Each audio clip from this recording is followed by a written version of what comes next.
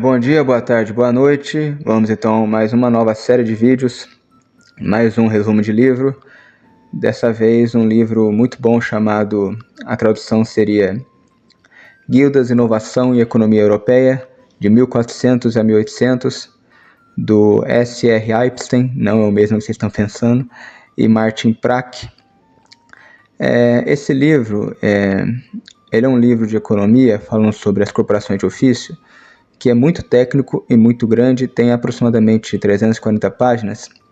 Então, assim como eu fiz a resenha do livro Economic Structures of Antiquity, Estruturas Econômicas da Antiguidade, do Maurice Silver, que eu fiz para março, abril do ano passado, e fiz 12 vídeos. Essa série de vídeos vai ter aproximadamente 10 a 12 vídeos, e é claro que resumindo um livro de economia muito técnico, é óbvio que eu vou deixar passar algumas coisas importantes, porque senão eu simplesmente leria o livro inteiro aqui e transformaria em vídeo. No entanto, pegando os temas principais e resumindo, ainda assim fica um resumo de 220 páginas de um livro de 340, porque são muitas informações importantes e que tem coisa que não pode deixar passar. Então, mas é óbvio que vai deixar passar algumas coisas, então leiam o livro. Se quiser, eu até posso disponibilizar a tradução dele numa conta de Google Drive, não tem problema. Mas então vamos começar a nossa resenha. Bom, resumo então. Desde a Revolução Francesa, as guildas têm sido condenadas como um grande obstáculo ao progresso econômico na era pré-industrial. No entanto, esse reexame do papel das guildas na economia europeia moderna desafia essa visão, levando em consideração novas pesquisas sobre inovação, mudança tecnológica e empreendedorismo. Historiadores econômicos renomados argumentam que a indústria antes da Evolução Industrial era muito mais inovadora do que estudos anteriores permitiam e explora os novos produtos e técnicas de produção que foram lançados e desenvolvidos nesse período. Grande parte dessa inovação foi fomentada pelas guildas de ofícios, que formavam a espinha dorsal da produção industrial antes do surgimento da máquina a vapor. O livro traça as múltiplas maneiras pelas quais as guildas, em uma variedade de indústrias na Itália, Áustria, Alemanha, Suíça, França, Bélgica, Holanda e Grã-Bretanha, ajudaram a criar um ambiente institucional propício a inovações tecnológicas e de marketing. As guildas de ofícios, como Adam Smith notoriamente sugeriu em 1776, são entre aspas uma conspiração contra o público e o governo não deve fazer nada para facilitar tais assembleias, muito menos torná-las necessárias. Como em tantos outros pensamentos econômicos, Smith foi também o criador de tendências nisso. Suas ideias sobre guildas não só eram compartilhadas por alguns de seus contemporâneos do final do século XVIII, como pareciam se aplicar quase da noite para o dia quando os revolucionários franceses aboliram as guildas, primeiro na França, em 1791, e depois em grande parte no restante da Europa continental. Por muito tempo, historiadores interpretaram a simultaneidade de ideias e políticas como prova definitiva de que as guildas haviam sobrevivido a si mesmas como resquícios góticos de uma era passada e deveriam abrir caminho para o mundo moderno da máquina a vapor e do laissez-faire. As guildas, em outras palavras, eram vistas como parte de um sistema econômico que impedia a economia europeia de realizar todo o seu potencial econômico. Foi, no mínimo, uma demonstração da validade desse argumento o fato de a Inglaterra ter sido o primeiro país europeu a perder suas guildas. As guildas inglesas supostamente desapareceram por meio de algum processo não planejado que começou na segunda metade do século XVII e também o primeiro país a se industrializar. A visão negativa das guildas sobreviveu durante a maior parte de 2 séculos em livros didáticos de história e obras especializadas.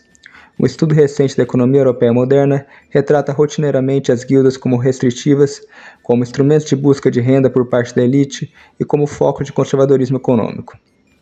Em sua maravilhosa obra sobre a história dos relógios e da relojaria, David Landes observa, sem muitas evidências, que como a maioria das guildas defendia os interesses de seus membros mais fracos e tímidos, elas eram compelidas a travar uma luta incessante contra as forças da mudança. Da mesma forma, Joel Mokyr, em sua obra inovadora sobre as origens da economia do conhecimento, culpa as guildas, juntamente com os cobradores de impostos e invasores estrangeiros, pelo declínio industrial do norte da Itália, do sul da Alemanha e dos Países Baixos. Essa avaliação geralmente negativa das guildas, no entanto, começou a mudar lentamente na década de 1980. Historiadores anglo-americanos como Stephen Kaplan, Michael Sonnenscheer e James Farr produziram trabalhos que lançaram dúvidas sobre o impacto negativo das guildas. Concentrando-se em cidades francesas, seu trabalho se propôs a demonstrar que as guildas eram de grande importância para a vida urbana durante o antigo regime e não necessariamente em um sentido negativo. Cada um deles descobriu como, de diversas maneiras, as guildas haviam se adaptado, ao longo do tempo, a novas circunstâncias. Longe de ser os restos fossilizados da Idade Média, eles sugeriram que as guildas eram de fato capazes de absorver mudanças no período que antecedeu a Revolução Industrial. Em seu trabalho, Kaplan, Sonnenscheer e Farr enfatiza as dimensões sociais e políticas do mundo corporativo e parece sugerir que, economicamente, as guildas eram diferentes em vez de uma influência positiva ou negativa. A nova palavra-chave para as guildas era flexibilidade, as guildas eram sobreviventes, adaptando-se a ambientes de mudança. Esse livro pretende ir além do discurso da flexibilidade e busca recolocar a economia no debate sobre guildas. Levanta questões fundamentais sobre o impacto econômico das guildas de ofícios. Seriam elas de fato instituições rentistas de produtores de classe média, como Adam Smith as via? Obstruíam uniformemente a introdução de inovações? E seu impacto no destino da economia europeia no final da Idade Média do início da Era Moderna foi, na melhor das hipóteses, indiferente ou mesmo totalmente negativo? Existem alguns argumentos prima facie contra essa tese. A abolição das guildas foi, na maior parte da Europa continental, uma decisão política, para a qual as motivações econômicas eram, na melhor das hipóteses, de importância secundária. Novas pesquisas quantitativas sugerem que o crescimento econômico na Europa pré-industrial poderia, de fato, coincidir com o aumento no número de guildas de ofícios. Esse livro busca explorar mais a fundo as possibilidades de uma interpretação alternativa da história econômica das guildas em uma série de países e regiões europeus e por meio de uma variedade de abordagens. Na linguagem da economia institucional de Douglas North, afirma-se que as guildas ajudaram a reduzir os custos de transação em pelo menos 3 estágios distintos e significativos do processo industrial. Primeiro, criando um ambiente estável que incentivou os artesãos a investir no treinamento da geração seguinte. Segundo, por meio da coordenação de processos de produção complexos. E, finalmente, na fase de marketing, por meio de redução das assimetrias de informação entre produtores e clientes. Alguns dos capítulos seguintes abordam esses aspectos do sistema de guildas como um todo. Organizações de guildas, aprendizagem, subcontratação, mobilidade da mão de obra.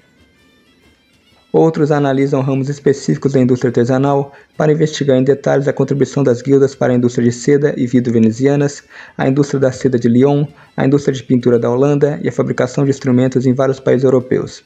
Será dada atenção especial às guildas de artesanato da Grã-Bretanha, porque a interpretação de sua história teve enorme influência no debate sobre o papel econômico das guildas.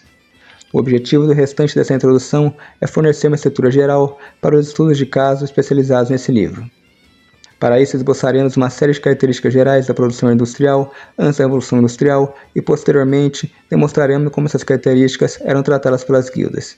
Concentrar-nos-emos em sua contribuição para o crescimento do capital humano por meio da formação de mão de obra qualificada, na coordenação das funções de produção, na criação de mercados e na reação das guildas à inovação. Também discutiremos brevemente as principais alternativas à organização das guildas. Características da produção artesanal. É atualmente geralmente aceito que, em vez de uma ruptura completa com o período anterior, as mudanças da evolução industrial foram resultado de um longo processo de inovações durante os séculos anteriores. Essas inovações foram caracterizadas por microinvenções em vez de macroinvenções e, portanto, foram incrementais, embora significativas. A maioria das indústrias pré-modernas, em particular aquelas que produziam bens comercializáveis, como a impressão, onde uma macroinvenção de fato ocorreu, a indústria têxtil, a fabricação de vidro e relojaria, bem como a construção naval e a indústria metalúrgica, todas apresentaram marcantes inovações de processo e produto entre aproximadamente 1400 e 1800. Dado o caráter presencial da transmissão de habilidades e, portanto, da tecnologia, as comunidades de artesão eram, pelo menos potencialmente, os locais para o desenvolvimento tecnológico e a inovação em geral tinham a maior probabilidade de ocorrer. Muitos produtos pré-industriais exigiam enormes habilidades de seus produtores, como qualquer pessoa que já tenha olhado dentro de um relógio, tentando pintar uma figura humana realista ou considerando os padrões complexos de muitos tecidos poderá testemunhar. Essas demandas, na verdade, não são diferentes do tipo de expertise exigido para um trabalho com o qual os leitores desse livro talvez estejam mais familiarizados, a pesquisa acadêmica. Da graduação ao doutorado é uma trajetória que, para a maioria das pessoas, leva quase uma década. Uma razão pela qual demorou, e de fato ainda demora, tanto tempo para que adolescentes e jovens adultos se tornem totalmente treinados aqui os ofícios, como os cursos acadêmicos, normalmente combinam os chamados tipos de conhecimento proposicional e tácito. O conhecimento proposicional é factual, bem como teórico, lógico e explícito, e pode, portanto, ser apreendido a partir de fontes impressas. O conhecimento tácito, por outro lado, é implícito, não linear e aborda questões de como em vez de porquê. Como não pode ser articulado, podemos saber mais do que podemos contar. Como disse um acadêmico, o conhecimento tácito precisa ser transferido de pessoa a pessoa. Guildas e economia pré-industrial. Aprendizagem. Então, como exatamente as guildas de ofícios ajudaram a promover a inovação? A literatura e, de fato, os ensaios nesse livro sugerem que isso poderia acontecer de diversas maneiras. Provavelmente, sua contribuição mais importante para a inovação e para a economia pré-industrial em geral foi o envolvimento das guildas na formação de capital humano, como argumenta S.R. Epstein no segundo capítulo desse livro. Apesar de uma extensa literatura, este é um tópico que ainda gera muita confusão. Uma das principais fontes dessa confusão é o tempo necessário para aprender um ofício. Na literatura, pode-se detectar uma tendência a ver o treinamento e, portanto, a aprendizagem como um programa único, em vez de uma série de módulos, cada um fornecendo acesso a outro nível de competência e expertise. Uma subdivisão do processo de treinamento em etapas distintas pode, por exemplo, ajudar a explicar as discrepâncias frequentemente observadas entre a duração dos programas de treinamento prescritos em vários países pré-industriais para empregos aproximadamente semelhantes, bem como o fato de muitos aprendizes terem desistido de seus programas de treinamento antes da conclusão.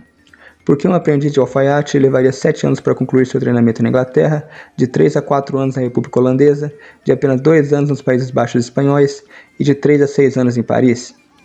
Com base nisso posto, é fácil perceber que a resposta mais provável é que os aprendizes ingleses que completaram os 7 anos completos devem ter alcançado um nível de especialização muito mais avançado do que seus colegas holandeses após 2 anos. Mas mesmo nos Países Baixos, o curso nominal raramente era visto como preparação suficiente para exercício independente de um ofício qualificado. A maioria das guildas de alfaiates holandesas, por exemplo, exigia formalmente 2 anos de experiência como jornaleiro antes da admissão como mestre. Os mestres da guilda de alfaiates de Amsterdã tinham, em média, 30 anos de idade na admissão. A comparação com a universidade é esclarecedora em outro aspecto. Como em qualquer programa de treinamento, muitas pessoas abandonaram o curso no caminho. Dos quase 2.000 aprendizes de carpinteiro em Londres, entre 1540 e 1589, apenas 40% se libertaram da cidade e, portanto, ingressaram na corporação. Impressionantes 15% morreram durante o aprendizado, enquanto o maior número, 45%, foi registrado como desaparecido, ou seja, desapareceu seja para outro ofício ou para abrir uma loja em uma comunidade não incorporada. Em Bristol, a taxa de rotatividade foi ligeiramente menor, mas lá também metade dos aprendizes não conseguiu se tornar mestre, pelo menos nas corporações locais. Dados de outras cidades inglesas sugerem o mesmo padrão. Ainda assim, os números envolvidos na aprendizagem eram muito impressionantes. Rapaport estima que, na Londres do século XVI, cerca de 10% da população era formada por aprendizes. Houve área em que as regulamentações das guildas parecem ter tido um impacto negativo na formação de capital humano. O mais óbvio foi, sem dúvida, o gênero. Em geral, a filiação às guildas era fortemente inclinada para o sexo masculino, mas isso era especialmente verdadeiro nas guildas artesanais. Algumas delas, particularmente na Alemanha, excluem explicitamente as mulheres da filiação, mas mesmo onde isso não era declarado explicitamente, a dominação masculina na filiação às guildas diz muito. Outros mecanismos de exclusão também poderiam ser aplicados, como aqueles baseados em origem e religião. Os filhos dos mestres recebiam tratamento preferencial. A discriminação religiosa frequentemente funcionava por meio de regulamentações locais de cidadania. Na maioria das cidades, a cidadania era um pré-requisito para a filiação a uma guilda. As evidências disponíveis sugerem, no entanto, que os efeitos líquidos das regras discriminatórias contra estrangeiros e minorias religiosas eram limitados. Descendentes diretos de membros das guildas eram geralmente uma minoria do total de membros, com algumas exceções bem conhecidas. A discriminação religiosa raramente determinava os padrões de migração da mão de obra artesanal e por implicação da aprendizagem. Alternativas ao aprendizado baseado em guildas, no entanto, existiam e, especialmente para as mulheres, eram de vital importância. Em primeiro lugar, havia a família. Muitos adolescentes deviam ter experimentado um ofício observando e ajudando os pais em casa antes de iniciar o aprendizado com um mestre não pertencente à família. Isso explicaria por que, em muitas guildas, os filhos dos mestres poderiam ser aprendizes por um período mais curto e com taxas reduzidas. Presumia-se que eles já dominavam alguma das habilidades básicas em casa. Ao mesmo tempo, o fato de apenas uma minoria de artesãos seguir os passos dos pais sugere que a família não deve ser superestimada como fonte de treinamento. Instituições de caridade constituem outra alternativa. Em Paris, o Hospital da Trindade já oferecia treinamento artesanal no século XVI, em parte por meio de mestres contratados por eles, e em parte colocando meninos e meninas órfãos como mestres comuns de guilda. Em Amsterdã, por outro lado, o orfanato cívico, cujos alunos, em sua maioria, vinham de família de artesãos, o que justificava a profunda preocupação da instituição com a educação deles, oferecia treinamento profissional, colocando os meninos sob tutela de mestres de guilda. Para as meninas, que geralmente não tinham permissão para sair do local sem supervisão, o orfanato oferecia treinamento interno em tricô e costura, mas não estava totalmente claro se esses treinamentos eram voltados para o uso produtivo ou doméstico. No entanto, os níveis relativamente baixos de qualificação premium na Europa, em comparação ao leste asiático e à Índia, sugerem que o sistema corporativo de educação profissional deve ter sido geralmente eficiente. Especialização, divisão de trabalho e coordenação. No passado, historiadores gostavam de apontar conflito entre guildas sobre a demarcação de suas respectivas esferas de influência como prova da ineficiência do sistema de guildas. No entanto, novas evidências estão surgindo relacionadas aos papéis de coordenação desempenhados pelas guildas em processos de produção complexos. Na indústria do couro em Bolonha, por exemplo, as guildas de curtidores e sapateiros negociavam os preços e as qualidades das peles entregues pelas primeiras às segundas, mantendo assim um delicado equilíbrio na indústria. Como Ulrich Pfister explica, em sua primeira contribuição para esse volume, as guildas desempenharam diversas funções econômicas que posteriormente foram absorvidas pelas empresas, contribuindo especialmente para a redução dos custos de informação incorridos pela necessidade de múltiplas medições e monitoramentos. As guildas poderiam, assim, proporcionar vantagens institucionais em um mundo de produção artesanal caracterizado por inúmeras pequenas oficinas. Isso era especialmente importante nas proto-indústrias, onde as vantagens competitivas eram determinadas por inovações institucionais e não tecnológicas, mas também se aplicava a indústrias tecnologicamente mais avançadas, como a fabricação de carruagens ou a produção de relógios, onde a produção de peças complexas, geralmente uma variedade de profissões, precisava ser coordenada para permitir a montagem do produto final. Inúmeros autores já apontaram que o mundo da produção artesanal era muito mais flexível do que as regulamentações das guildas sugeriam. Isso era frequentemente percebido como uma fraqueza do sistema corporativo. Suas reivindicações de monopólio sobre a produção de bens específicos eram contornadas pelas práticas presumivelmente ilegais de terceirização e subcontratação. Catarina Liss e Hugo Solli, em sua contribuição, sugerem uma interpretação radicalmente diferente desse fenômeno. A subcontratação não era tanto o oposto da produção baseada em guildas, mas sim uma parte integrante dela. Permitia que os empreendedores artesanais expandissem suas operações, mantendo intactas a estrutura social e politicamente desejáveis da pequena produção de mercadorias, entre aspas. Ajudou a criar redes eficazes de fornecimento de crédito e a superar os problemas de coordenação de habilidades cada vez mais complexas e especializadas. A coordenação entre guildas não se limitava apenas no processo de produção.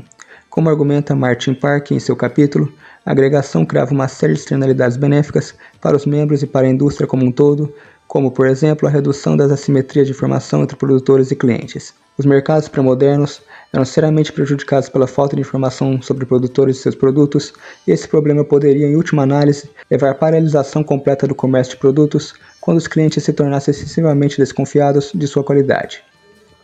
De diversas maneiras, as guildas contribuíram para a redução desse problema. Antes de tudo, elas garantiam a qualidade da força de trabalho, ou mais especificamente do mestre artesão responsável pela qualidade da produção. A produção de uma obra-prima era uma demonstração da habilidade revisada por pares. Não se tratava, como às vezes se supõe, de uma tentativa de impor um padrão uniforme de qualidade, mas apenas de atestar o fato de que o mestre é capaz de produzir com determinado nível mínimo de especialização. Na maioria das cidades, as guildas de ourives e prateiros eram formalmente encarregadas de manter regulamentações relativas ao teor de metais preciosos dos produtos de seus membros.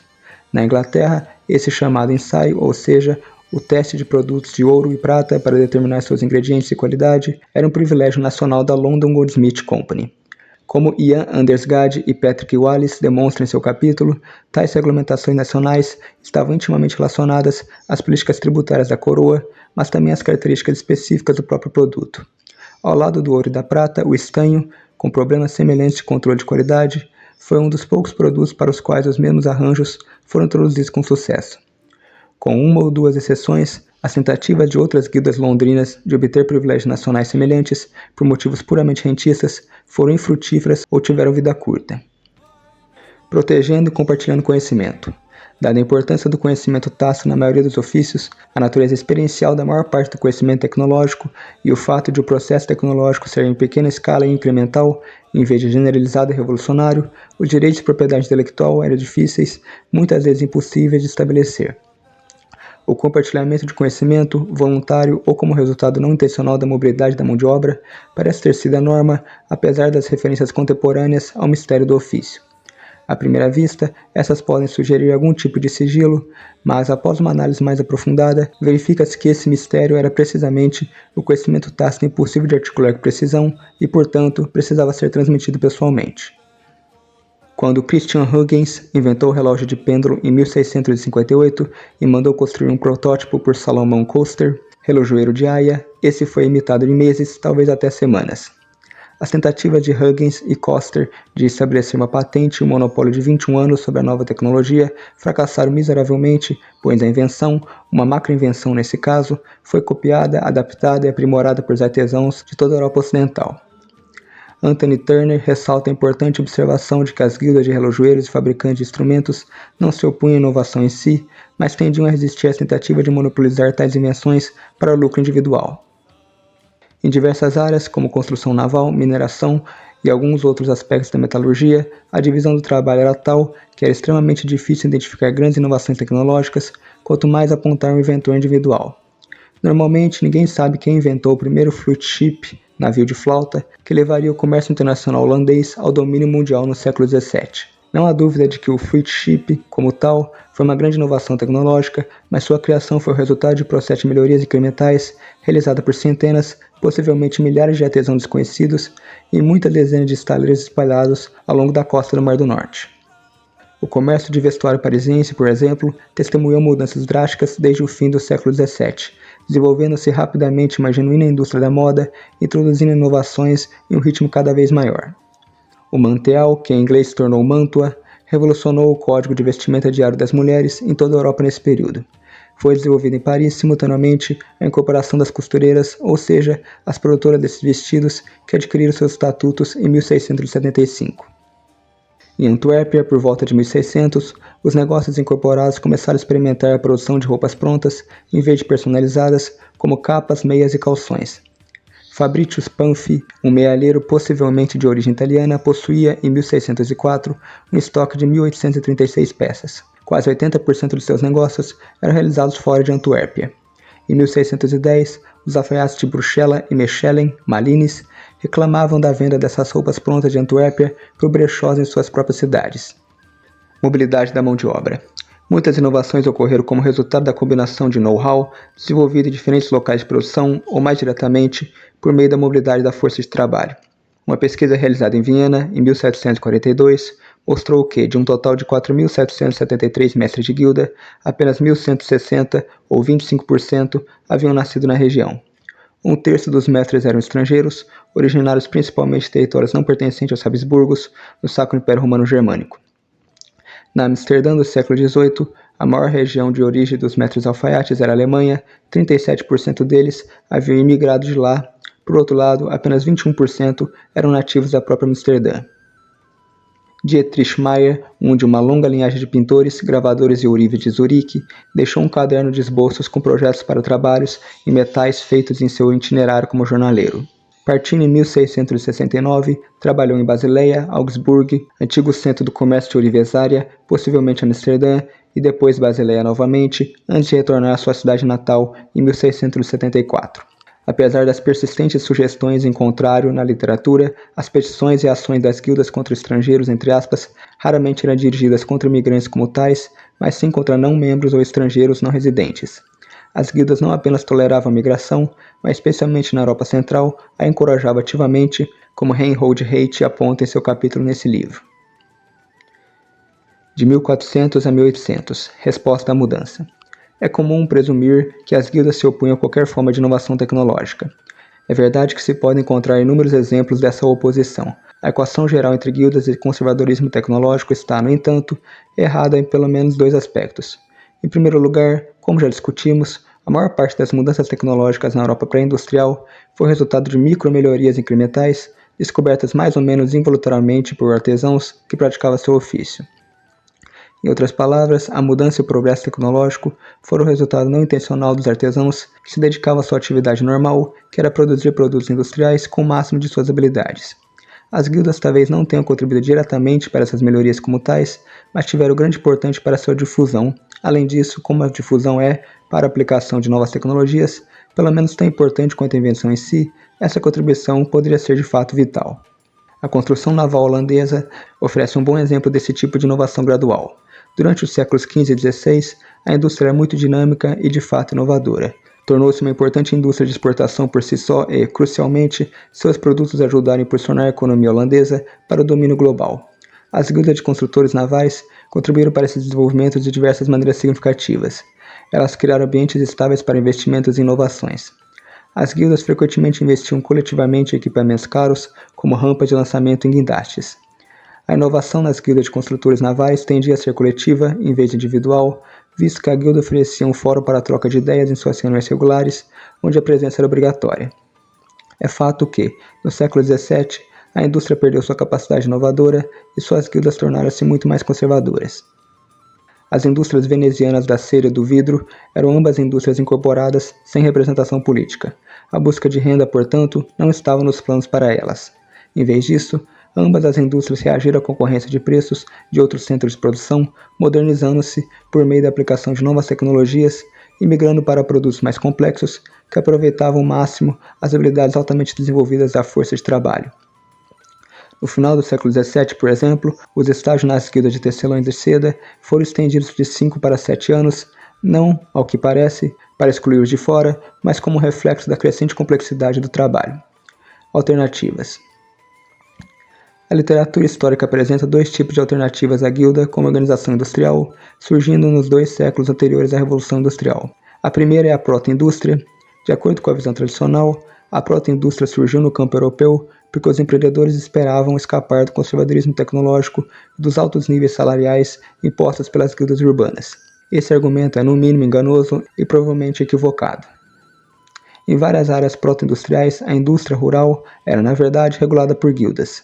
Provavelmente o exemplo mais bem documentado é a indústria de lã penteada no Ducado Alemão de Württemberg, investigada por Schelag Ogilvy. Seu material demonstra como ela era completamente dominada por guildas regionais de tecelões e comerciantes e, segundo Ogilvy, estava condenada ao fracasso como resultado das atividades rentistas dessas guildas.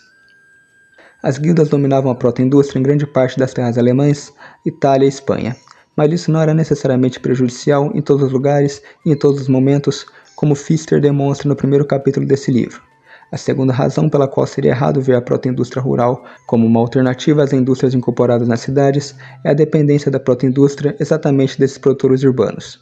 Grande parte da proto-indústria rural concentrava-se na extremidade menos qualificada do processo de produção, acabamentos de alta qualificação como tosquia e tingimento de tecidos eram executados por artesãos urbanos, que geralmente eram membros de uma ou outra guilda de ofícios. Em vez de alternativas, as indústrias urbanas e rurais eram, portanto, partes complementares de uma cadeia de produção. Na mesma linha, a Inglaterra, e em menor grau a República Holandesa, têm sido frequentemente retratadas como alternativas para uma Europa dominada por guildas e, portanto, implicitamente, como exemplos que sustentam o argumento de que as guildas eram ruins para os negócios. Isso começa a parecer cada vez mais duvidoso. Pesquisas sobre a fundação de guildas no norte dos Países Baixos demonstram que, durante o século XVII, ou seja, no período de forte expansão econômica da República Holandesa, mais guildas foram estabelecidas do que nunca, tanto em setores tradicionais quanto inovadores. De acordo com as melhores estimativas que temos atualmente, o crescimento per capita na Inglaterra foi tão alto no século XVII quanto no século XVIII, aproximadamente 50%. No entanto, o declínio das guildas inglesas foi um fenômeno do século XVIII. O capítulo de Michael Berlin nesse livro destaca uma história muito mais complexa das guildas inglesas do que o argumento padrão de declínio permite. Ele enfatiza como o século XVII foi, na verdade, o ponto alto das incorporações, pelo menos em Londres. Os números sobre o número de membros sugerem um zênite ainda posterior para a cidade do sul da Inglaterra como um todo, 1710 a 1730. Seria igualmente equivocado presumir um declínio geral das guildas inglesas durante o século XVIII, como demonstra Berlin. Em alguns ofícios, a posição das guildas de fato diminuiu, mas em outros, como nas indústrias de fabricação de carruagens e relojaria, organizacional e tecnologicamente avançadas, elas permaneceram inovadoras e significativas até o final do século XVIII e além. É verdade que o sistema corporativo inglês era, de certa forma, único na Europa. A Legislação Nacional sobre Aprendizagem, o Estatuto dos Artífices de 1563 ou a Regulamentação Nacional de certas indústrias pelas guildas da capital não eram características encontradas em nenhum outro país. Como já foi apontado, a decisão de abolir as guildas foi política e não econômica. Em alguns países, como a Holanda, ocorreu muito antes da chegada da indústria moderna, enquanto na Inglaterra as guildas nunca foram formalmente abolidas. A coincidência entre o fim das guildas e a Revolução Industrial baseia-se, em outras palavras, em uma cronologia fundamentalmente enganosa. Além disso, o artesanato em pequena escala continua a funcionar paralelamente à produção fabril mecanizada. Como os vários trabalhos de Charles Sabel e Jonathan Zeitlin demonstraram, a industrialização da Europa no século XIX e XX ocorreu frequentemente em pequenas empresas que enfrentavam os mesmos tipos de problemas que as empresas igualmente pequenas enfrentavam antes da Revolução Industrial. Os tecelões de seda de Lyon, por exemplo, tinham uma série de associações, clubes e sociedades de amigos, cada uma atendendo a um aspecto específico do ofício anteriormente coberto pela guilda. A governança nas organizações voluntárias era conscientemente modelada nas guildas do antigo regime. A mais notável entre elas era o Cercle, uma associação dedicada ao desenvolvimento de habilidade e tecnologia por meio de instrução técnica, compartilhamento de conhecimento e promoção de invenções. Os tecelões de Lyon enviaram delegações a várias exposições industriais internacionais para inspecionar a apresentação de seus próprios trabalhos e espionar a concorrência. Na cidade alemã de Solingen, renomado centro de cutelaria, a abolição das guildas e a repressão das organizações alternativas por autoridades regionais, francesas e prussianas de cunho liberal, subsequentes levaram ao desenvolvimento oposto, uma espiral negativa de desvalorização dos produtos, queda dos níveis salariais e empobrecimento geral da indústria e de sua força de trabalho. Esse livro afirma que o impacto das guildas na economia moderna inicial foi mais positivo do que o reconhecimento até agora por historiadores da escola tradicional e até mesmo da revisionista. Investiga como e por que isso ocorreu. Os autores desse livro se preocupam com guildas de ofícios, não com todas as guildas. Mais especificamente, a maioria dos capítulos desse livro discute indústrias altamente qualificadas, ofícios em que a tecnologia frequentemente desempenhava um papel significativo no processo de produção. Nenhum dos autores afirma que as guildas eram uma solução ideal para os problemas enfrentados pela economia pré-industrial, ou que eram as únicas instituições capazes de gerar inovação, ou que apoiavam o crescimento econômico em todos os momentos. Afirmamos, no entanto, que as evidências apresentadas aqui, em combinação com o tamanho e a longevidade do sistema corporativo, fornecem provas sólidas dos efeitos positivos, muitas vezes benéficos e às vezes cruciais das guildas de ofícios na economia pré-industrial da Europa e em suas capacidades inovadoras. Bom, então é isso é só a introdução do livro. Começamos então o capítulo 1 no próximo vídeo. Obrigado a todos que assistiram, até mais.